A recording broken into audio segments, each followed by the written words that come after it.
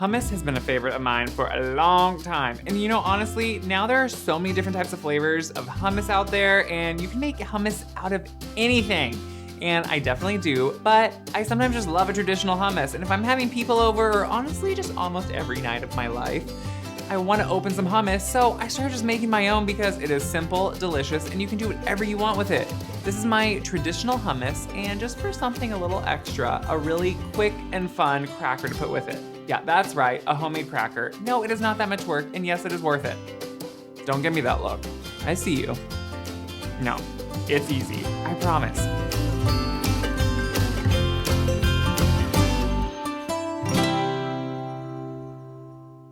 To start, you do need to think ahead and soak the chickpeas. So either do them the night before or do them in the morning if you want to have it in the evening, because they do need to soak for about 8 to 10 hours. Throw the chickpeas into a large kettle, and then you want to put some salt and some baking soda in there. You might think, why on earth are you doing that? Well, one, the salt is like a brine, but also the baking soda is gonna help really break down that skin that's on a chickpea and help them cook a lot faster. This method really does make it simpler and really helps the chickpeas break down. So just put those aside, cover them, put them in a dark spot, let them soak. After 8 to 10 hours, I usually do mine the night before, it really is easier. Just take them out of the kettle, drain them, rinse them, get all that off. Kind of rinse the kettle too if you need to. And put them right back in the kettle. And then you want to put, again, some more salt and some more baking soda on. That first step really did its work, but you've now rinsed it off and you need to add some more to, again, flavor, but also to break them down. This is really gonna help them almost break down to nothing, and you're gonna get a really smooth and creamy hummus. Believe me, it's what you want. And then just a few extra ingredients for some flavoring. A few bay leaves, yes, just a few make a difference, and an onion. Just slice the onion in half, take off that outer skin and throw it right in there. You can keep the root end on because that's gonna help it keep together, because after this long cooking process, it's really just gonna fall apart and go into mush. So if you can do anything to keep it together, it's worth it.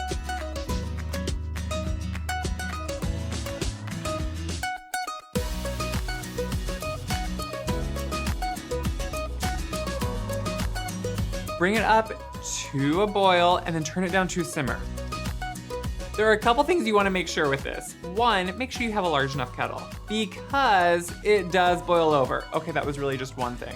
You really just want to make sure to have a big enough kettle, because so many times I've had this boil over and I had to clean up my stove, and you do not want to do that because it's kind of like a sticky liquid and is just not good.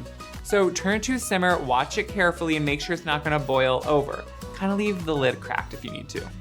This is, again, gonna take about an hour to an hour and a half of simmering. You really want those chickpeas to break down and really just almost turn into mush.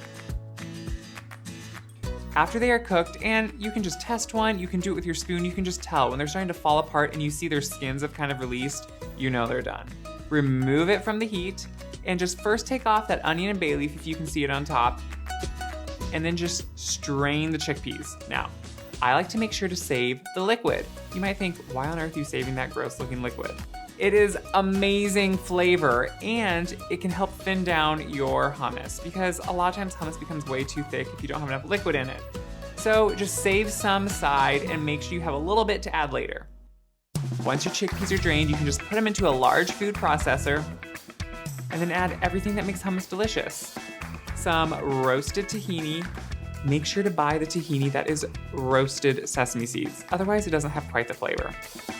Some lemon juice. You definitely need lemon juice. It brightens it and wakes everything up, and it really gives a great little acid undertone that you don't notice, but definitely need. Some garlic.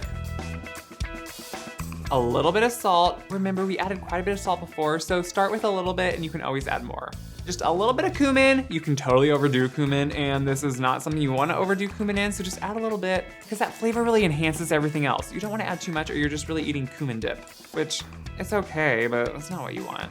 And some paprika. Now, I'm someone that loves a little bit of paprika. If you don't, you can leave it out. I kind of love it, so I add a little bit of extra. And then some of that reserved cooking liquid.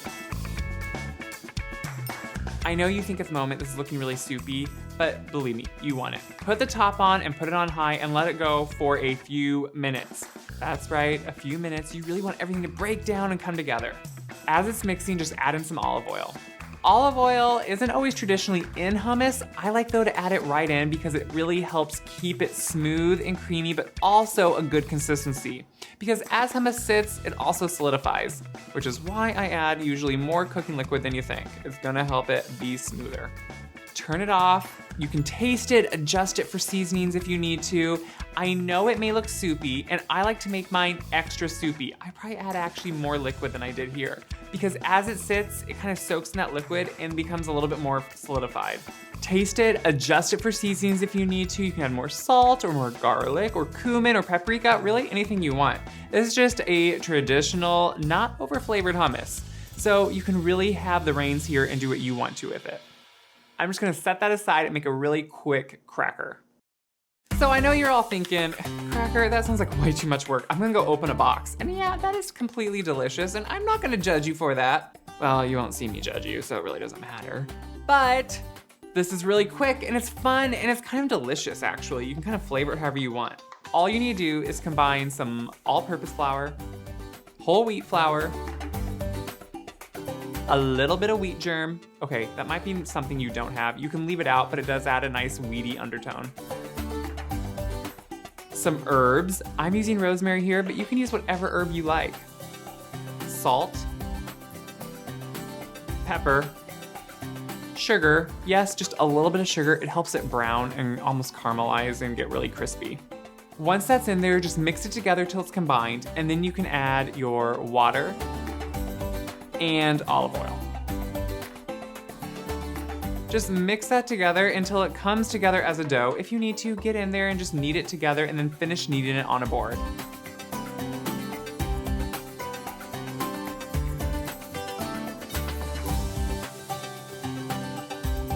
Let it sit for about 5 minutes just to relax. That's right, dough needs to relax too.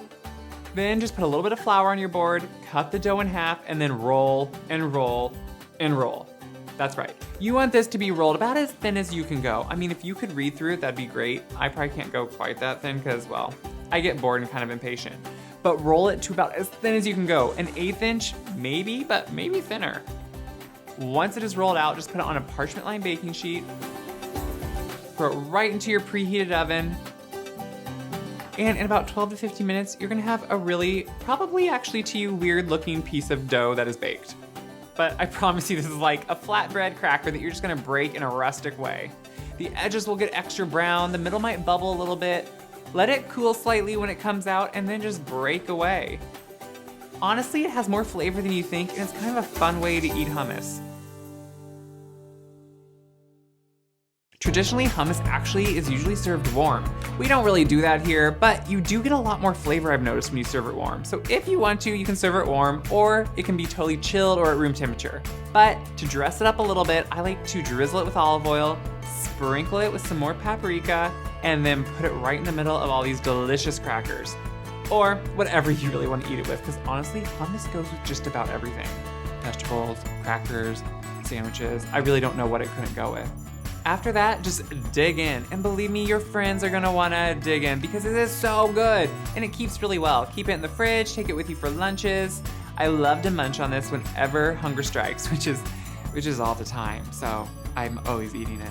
If you agree and like this video, make sure to click like below and subscribe to the Gray Boxwood channel. I love to hear from you guys and hear how you're using these recipes, so share them out on Instagram and Facebook. And until next time, happy snacking.